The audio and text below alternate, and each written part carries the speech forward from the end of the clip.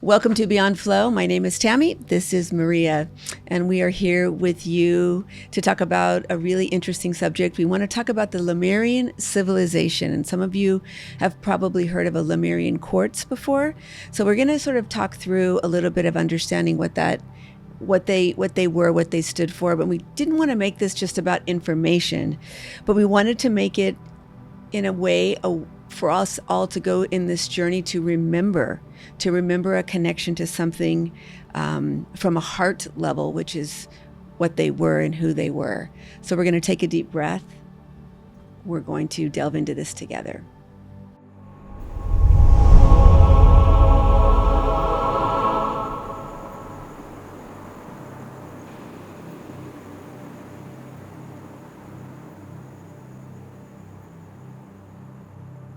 So welcome back to Beyond Flow. Today we're diving into the memory of our souls through understanding the Lemurian civilization and the teachings preserved in Lemurian quartz. So that's I guess a subject that, like everything else these days, you can just go online and get information.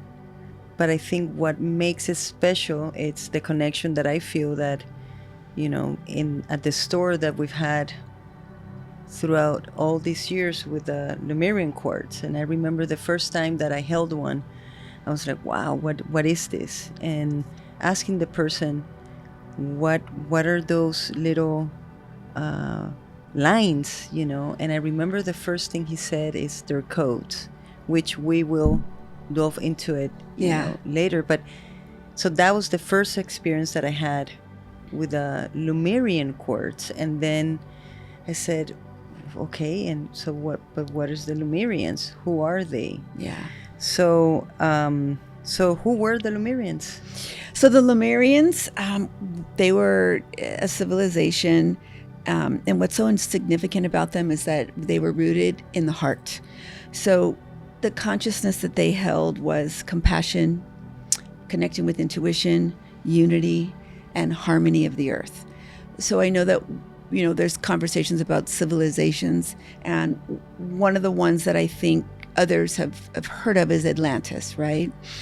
And the thing about Atlantis is that they were known to be associated with technology, with intellect and things that vary from Lemuria. Lemuria is a heart-centered frequency, a soul alignment frequency. So they were basically connected with wisdom, and they didn't store the wisdom in books. They didn't write it down for, historians to find, but it's most famously stored in crystals. Wow. And that was their kind of what they left behind for humanity. So in the crystals, it's almost like they hold all that encoded information. Wow. And that's when we talk about record keepers, which we'll talk about. It's literally like reading a book. Wow. Yeah. Okay. No, that's amazing. When you say, I guess I've heard it before, but I like the concept of now understanding in the different civilizations how one, maybe they were more connected with technology, and now we can talk about how maybe the Lemurians are more connected to the heart. Do you feel that maybe in a way, because they're older civilizations, tapping into that consciousness today, it's a way of maybe as we connect to them, that we can tap into that, I guess, technology. Or that vibration. Vibration. I was going to say technology, but not like science. Not from science, but from heart technology. Yeah, it's almost as though, the awareness of their elevated spirit. And I know that, there was a moment in time where the vibration of the earth at the time was too dense, and it would no longer serve for their existence and what was happening with the earth. And we know that spiritually speaking, the cycles that the earth goes through, and the human beings and living beings go through, go from very dense, heavier times to very light, connected spiritual times. And it's kind of like, I feel like in some way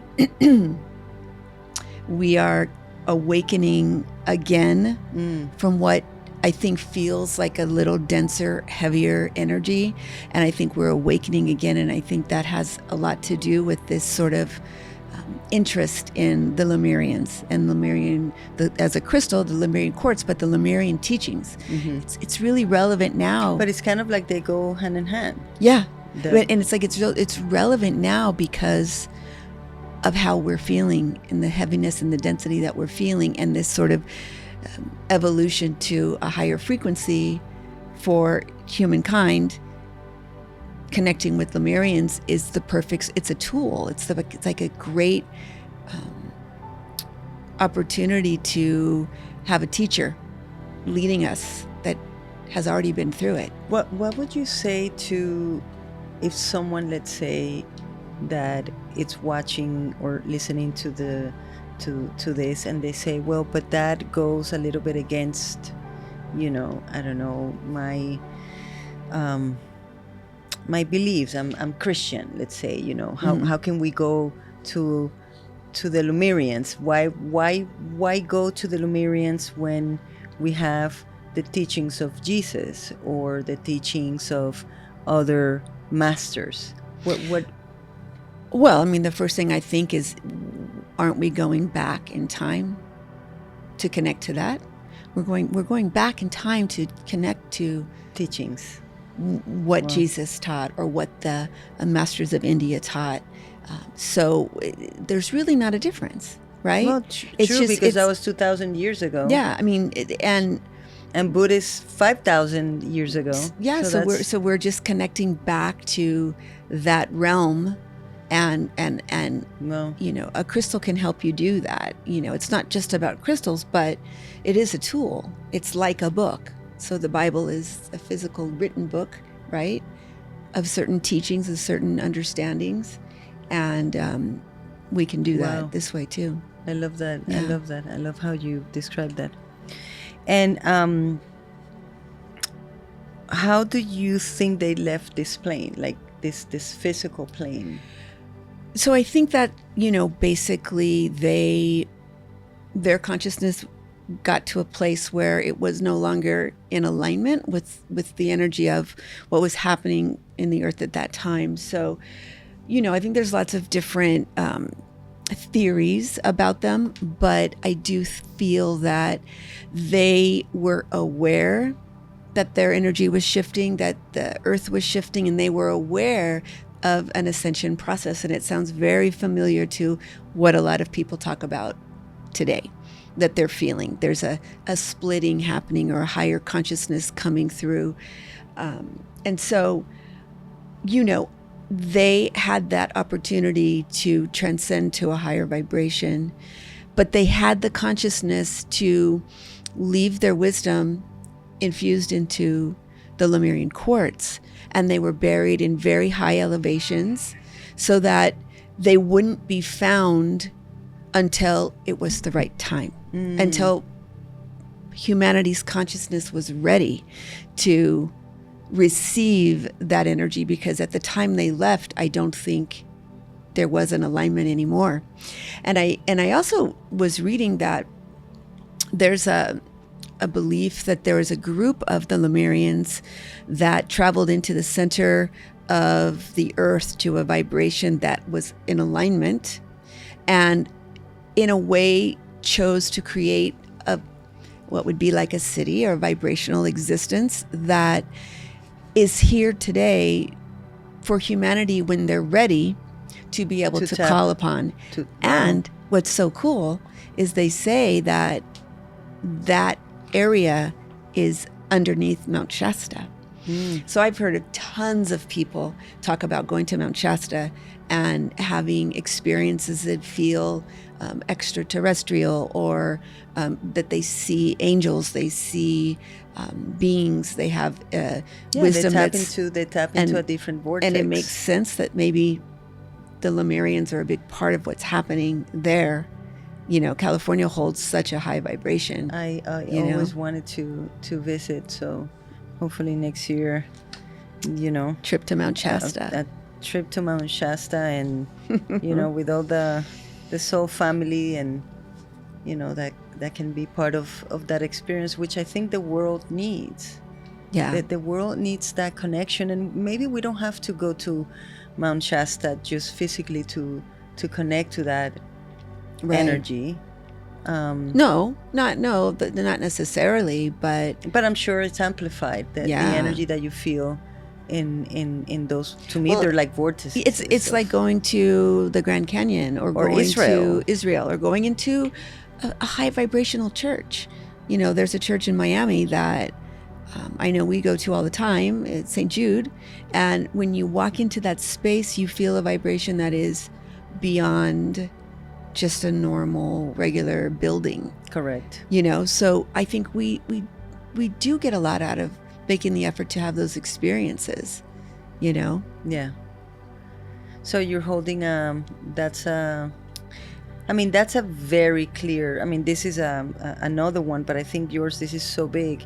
But in that one, you can actually see the lines, the codes. So you can see these lines, these horizontal lines, are the wisdom. They're holding the wisdom. And so you can actually rub your thumb if you want to take like a little moment with the Lemurian. You can actually like rub your thumb and just meditate on trying to receive what information is there.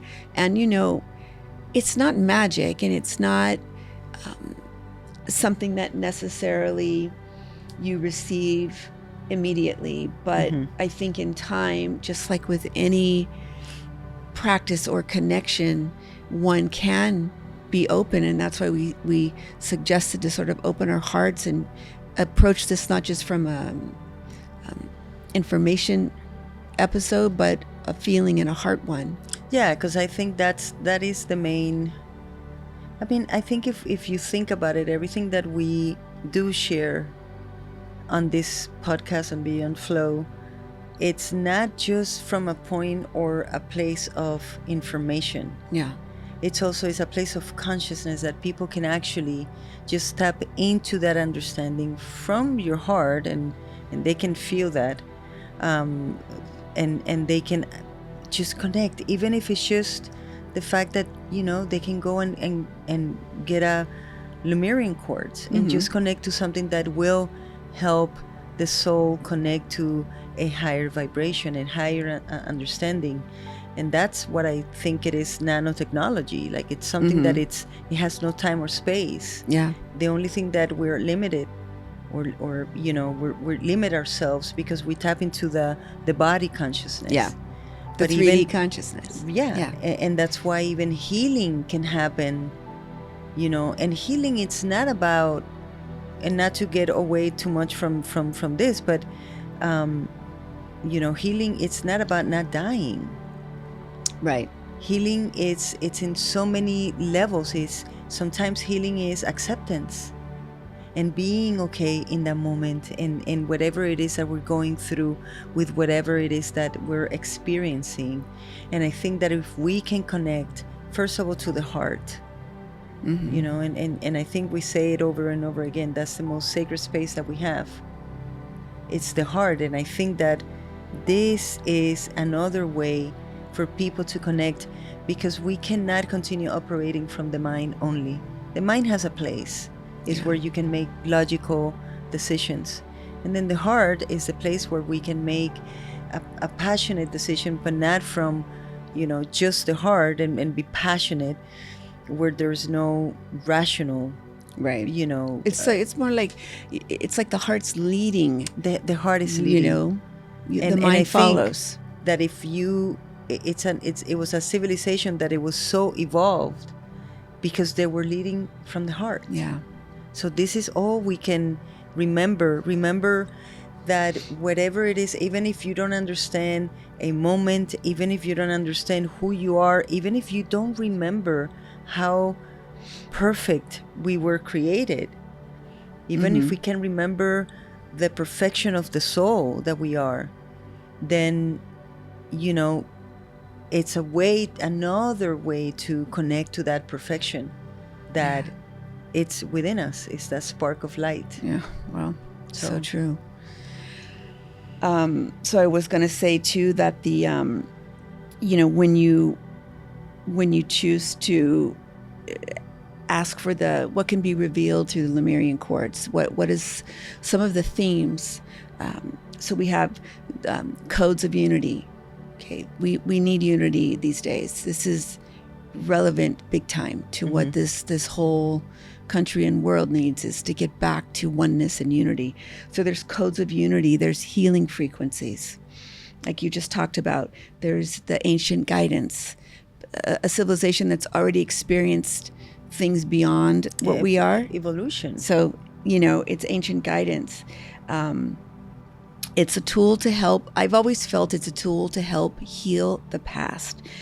I tell people it's a connection to past lives sometimes, or a connection to redoing something from the past that you maybe wish you could have changed, because we can go back in time and make adjustments and shift future outcomes by having a different consciousness and healing something from the past. And this is like a past life healer in a lot of ways. And it's like there's we have a whole section of Lemurian quartz in the store. These are all Lemurian quartz actually here, and some of the many that we have in Flow Life. And when people enter the store and ask questions, sometimes they ask to be guided to a crystal. We typically ask people to kind of let the crystals choose them.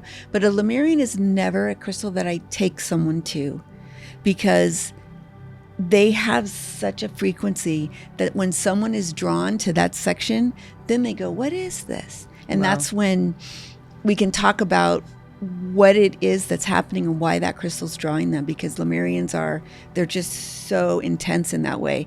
So they draw the person to them. And what do you think it's, because I've heard this before, where we can come from, we can be, or our soul can be part of that ancient civilization. Like, what do you, well, first of all, why do you think some people are attracted to them and some are not? And what do you think are the signs that maybe we are part of that Lemurian? Yeah, I think, when that the one idea of some of the beings that are around in this realm to help people when they're ready, I feel like someone that's drawn to the Lemurian is because they're ready to connect to that higher consciousness. They're ready for that elevation or ascension vibration, so that they're drawn to it because they want to infuse that into their life and reach a higher consciousness, because that's what's all about, love. And so there's certain, I think, things that one can ask yourself, because some of these things could be signs, even if you're not standing in front of the crystal, but signs that you are maybe connected to the Lemurian civilization. You have a lineage to it, and that can be feeling drawn to water or islands. That's one aspect. If you feel that you're naturally led by compassion, not compassion is such a lovely word, but I don't think everyone naturally, their first choice is to first be compassionate. So compassion-led life, someone who feels highly intuitive, someone who feels empathetic, that is a given within you, that empathy is a strong vibration, which again is something that I think in a lot of ways is trying to be shut down in this current vibration of the earth and humanity, not really the earth, but humanity. But we're going to overcome that. We're going to get back to empathy. So if you're driven by empathy, if you feel like you came into this life with a mission to heal, that could be a direct connection to Lemurians. And if you feel like at times you, maybe in daydreams or maybe in meditation or just prayer, quiet times, drawn to ancient wisdom, like ancient wisdom sort of comes back and you're like, where did that come from? And then let's say you research and you find out it's a teaching from something that you never really physically learned. So those are all kind of ways that maybe one can say you might have Lemurian lineage in your... And then maybe it's a good idea to just meditate on that, or hold the crystal, or, ask. Just like we ask angels for, divine inspiration. Sometimes even if you, like you said, even if you don't have a Lemurian quartz with you, just in meditation to ask to be shown divine inspiration and to tap into that intuition that I think it's so important. Yeah. And why do you think that we are, and yes, we can say that in the world of, the metaphysical world, or, like now, which I do sometimes have a little bit of an issue, because everybody's a guru and everybody, is a healer, and that's why I'm always so careful, like we have this, but we're students. Yeah. We're not teachers. And yes, sometimes, people can be students, and sometimes we can be teachers, and sometimes we're students, but I think for the most part, I think we're students. Yeah, absolutely. So, but why do you think that now in this time in age, like, why do you think people are talking more about the Lemurians, the ancient civilizations? Why do you think that we are more maybe open to, it? And it doesn't matter. I mean, I've had people that come from different paths of life. Yeah. And they're very open to it. And it's almost like they want to know about all of this. Yeah. Why do you think that's something that people are connecting more with? I think now because we are getting exhausted by fear.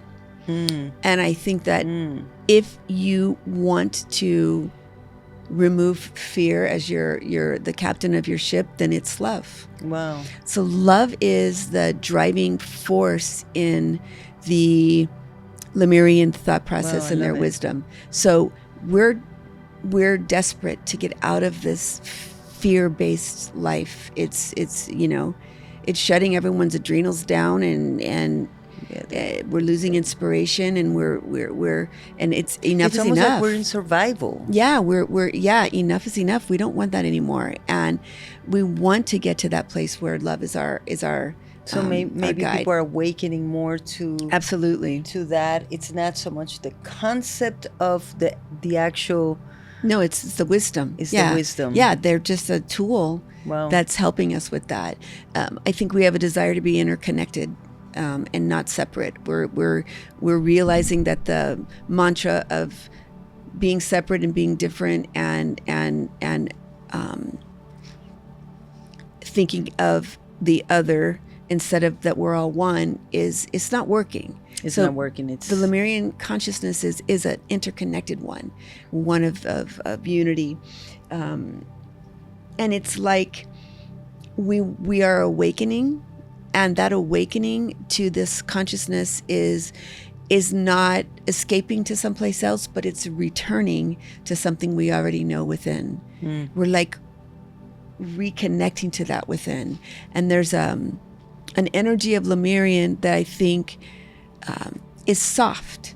It's kind. It's loving. It's not rough. It's not harsh. It's not aggressive. And I think we also are looking for ways to feel that again. It's almost so like these are all the divine feminine. Completely, right? Yeah. So I wanted to read this because before, coming here, I wanted to, I always like a little bit of inspiration. Yeah. So, and then, we can close with whatever you feel that we can. But I wanted to, in reading and trying to get information about the Lemurians, what is the essence and how can we actually use it today? So I wrote this. So remember that your heart is older than you are today. Remember that your emotions are sacred water. Remember that your body is a vessel of light. Remember that earth is not a place you're trapped in. the earth, she is consciousness you are partnering with. So I think that's a big one. That we're not trapped into this, matrix. The rat race, yeah. Right, like the earth is consciousness, and we are in co-creation with it. And remember, and this is something big for me, and I have to remember this myself every day, that remember that intuition is your language. Yep. So because intuition is vibration. Intuition is not something that it's spoken. Intuition is something that you feel. So I think that intuition comes in whispers. Intuition comes in ways that it's so subtle, and it's so simple, and it's so powerful if we take the time to truly listen to that intuition. So if we can just, I think that the main message that the Lemurians, if I feel the biggest one, is to remember who we are. Yeah. Wow. That was beautiful. Thank you for that. So what we can do to just sort of close this is, so if you're out there listening or watching, pretend you have a Lemurian in your hand, or you can get a Lemurian quartz, or and maybe in this part, what I can ask in the editing or the production, that they can put a little bit of music for this meditation part. And sure. So people absolutely. can connect to. So you'll hold your Lemurian in your left hand and place your right hand on your heart. So your hand for receiving is your left, your hand for sharing. We're going to bring this energy from the Lemurian crystal to the heart. And everyone's different, so when you take your personal moment, you can close your eyes and just breathe, relax, and ask the following questions to yourself and to the crystal. What wisdom am I ready to receive? What part of me is awakening right now? How can I bring more presence, love, and compassion into my daily life? And I think if we sit with that, you may find amazing answers that come through for you, and connect with compassion and love, and let that be your north. So thank you for listening. Thank you for remembering and for opening your energy to something so sacred and timeless. Until next time, stay soft, stay kind and connected, and keep flowing beyond.